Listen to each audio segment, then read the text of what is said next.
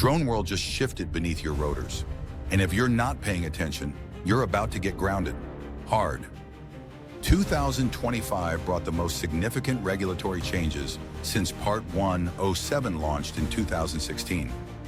Part 108 is no longer just a proposal. Remote ID enforcement just got teeth, and the FAA is done playing nice with pilots who claim they didn't know. Last month alone, the FAA issued over $327,000 in fines to drone operators. Most of them had no idea they were breaking the law until the citation arrived. Here's what nobody's telling you. These aren't random enforcement actions. The FAA now has the technology to track every single flight in real time, and they're using it. In the next 15 minutes, I'm breaking down everything that changed with Part 108, clarifying the remote ID confusion. That's costing pilots their businesses and showing you exactly how to stay compliant while everyone else scrambles. Let's go first. Let's talk about Part 108, because this is where the real opportunity lives if you understand it.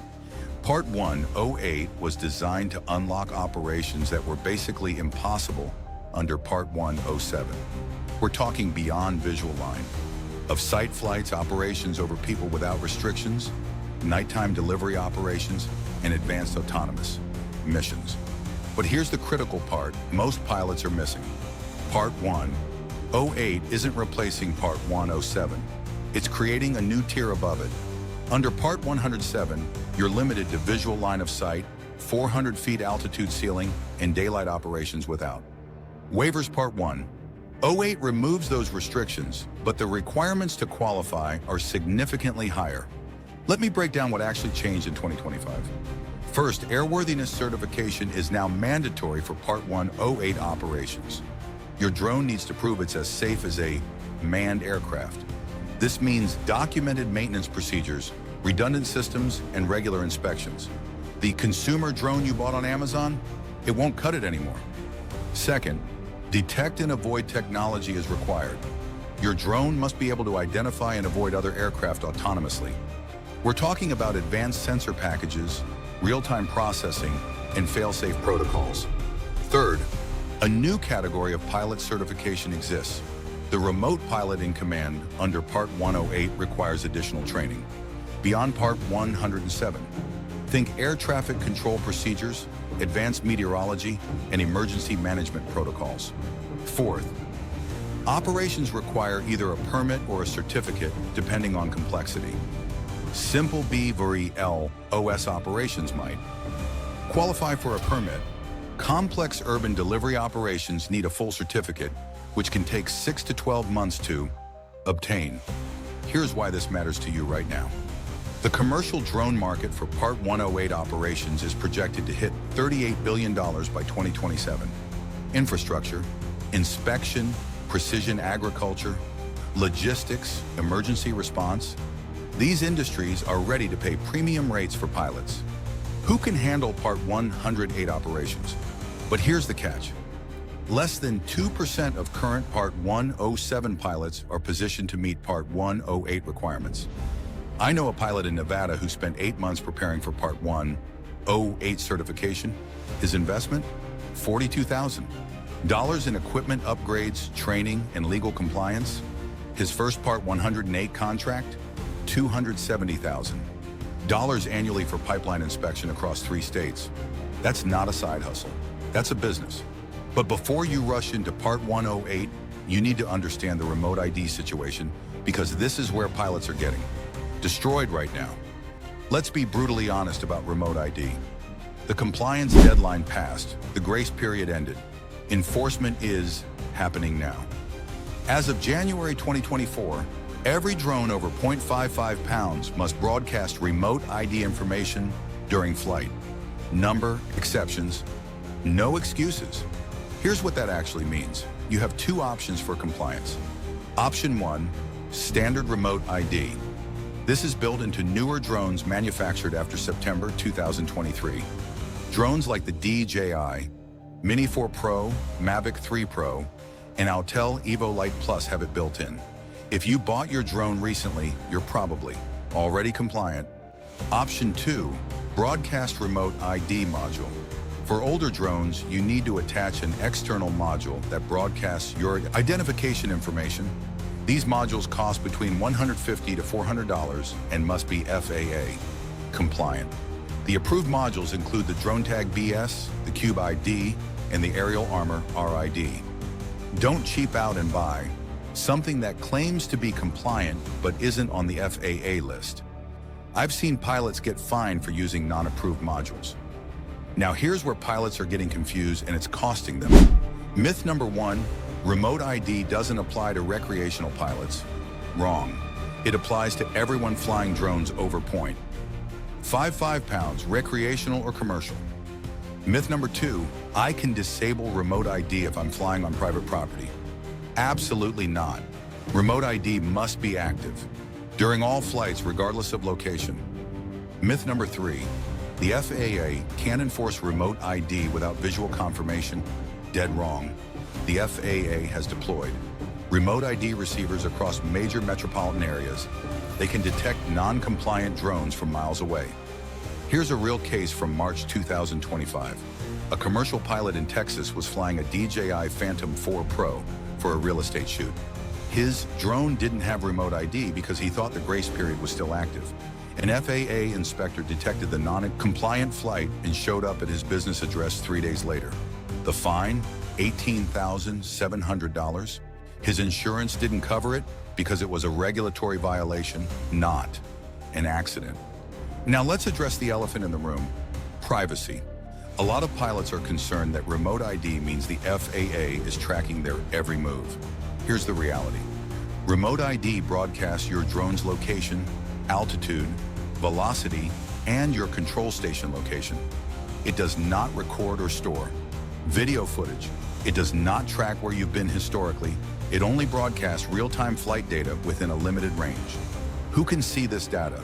Law enforcement with authorized equipment, FAA inspectors, and technically anyone with a remote ID receiver app. Though the range is limited, think of it like a license plate on your car. It's visible, it identifies you, but it doesn't record your conversations or activities. Here's your remote ID compliance checklist right now. Step 1. Check if your drone has built-in standard remote ID. Go to the manufacturer's website and verify your models. Compliance status. Step 2. If not, purchase an FAA-approved broadcast module. Install it according to manufacturer instructions and test it before your next flight. Step 3. Register your drone with the FAA if it's over 0.55 pounds. This is required for remote ID to function properly. Step 4. Update your drone's firmware. Some manufacturers have pushed remote ID updates that need to be installed. The average remote ID violation fine is between $11,000 and $27,000. Don't be a statistic. Now here's what the smart pilots are doing while everyone else panics about regulations. They're seeing these changes as competitive advantages, not barriers. Think about it. Every new regulation raises the barrier to entry. Part 108 requirements, that eliminates 90% of weekend hobbyists trying to undercut your pricing. Remote ID enforcement, that pushes out the pilots who weren't serious about compliance anyway. Here are 3 specific opportunities that opened up in 2025. Opportunity number 1, Part 108 infrastructure inspection contracts. Utility companies, telecom providers, and energy firms need regular infrastructure inspections. Under Part 107, these operations required extensive waivers and visual observers. Under Part 108, they become routine operations. The average Part 108 infrastructure inspection contract ranges from $80,000 to $300,000 annually. These aren't one-time gigs. These are multi-year service agreements with Fortune 500 companies. What you need: Part 108 certification, airworthy equipment, $2 million in liability insurance, and documented. Safety management systems. Is it easy? Number, is it worth it? Ask the pilot making $25,000 per month flying powerline inspections in Montana. Opportunity number 2, remote ID compliance consulting.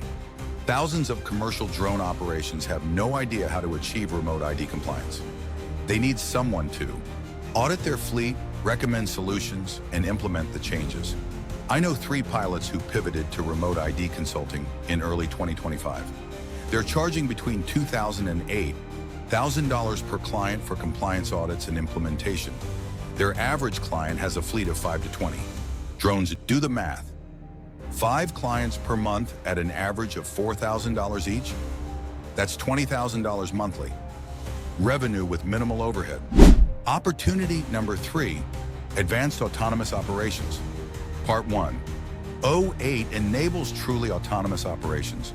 We're talking about drones that can conduct inspections, deliveries, and mapping missions without pilot intervention beyond takeoff and landing. The companies building these systems need pilots who understand Part 1, O8 regulations, airspace management, and risk mitigation. They're hiring at salaries between $90,000 and $170,000 annually. These aren't traditional flying jobs. These are operations management positions, safety coordination roles, and fleet management careers. Here's exactly what you need to do in the next 30 days to position yourself for success. Phase 1, immediate compliance. Action item 1, verify your remote ID status today. Don't wait. Check every drone in your fleet. Action item 2, if non-compliant, order FAA-approved broadcast modules immediately. Expect 4 to 6 week shipping. Times for some models. Action item 3, update all firmware and register drones with the FAA. This takes 30 minutes per drone. Phase 2, assess your Part 108 opportunity. Not every pilot needs Part 108 certification. If you're happy with Part 107 operations and your current income, that's perfectly fine. But if you want access to the high-value contracts I mentioned, start your Part 108 preparation now.